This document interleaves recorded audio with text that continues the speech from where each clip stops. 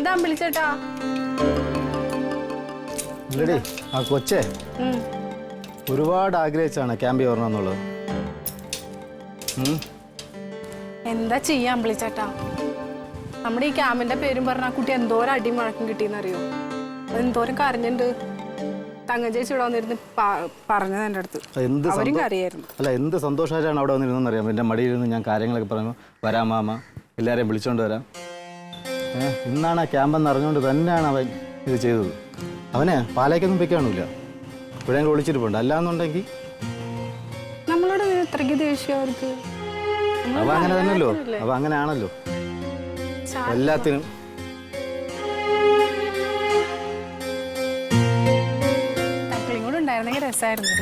നല്ലാതെ ഭയങ്കര വിഷമായിപ്പോയി. ആ കുട്ടി, ബാക്കിയുള്ള കുട്ടികൾ എല്ലാവരും ഉണ്ട്, അവള് മാത്രമില്ല. അതാ അവള് വിളിച്ചോണ്ട് വന്ന കുട്ടികൾ വരെ ഉണ്ട്, അവള് മാത്രമില്ല.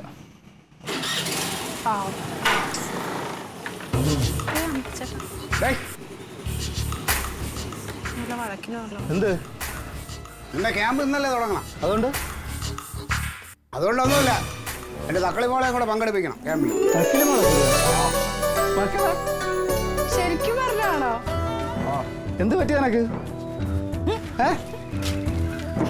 ഇന്ന് മനമാനം കാര്യം എന്താ?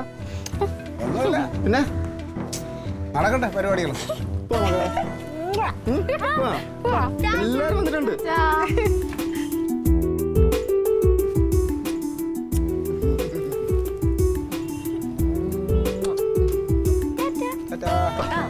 എല്ലാരും ഉണ്ട് കേട്ടാ. പഠിക്കണം കേട്ടാ എല്ലാം. Thank you. മക്കളിങ്ങ വാ. എവിടെയാണോ? അവൻ്റെ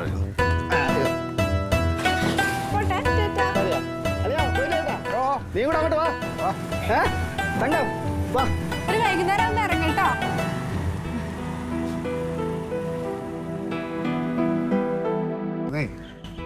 നമുക്കൂടെ പോയാലോ? എന്തിന്? എനിക്ക് പലപ്പോഴും തോന്നിയിട്ടുണ്ട് നമ്മുടെ രണ്ടുപേരുടെ സ്വഭാവം അത്ര ശരിയല്ല എന്ന്. നമുക്കേ രാഖിയുടെ പേഴ്സണൽ ഡെവലപ്മെന്റ് ക്ലാസ്സിലൊന്ന് പങ്കെടുത്താലോ?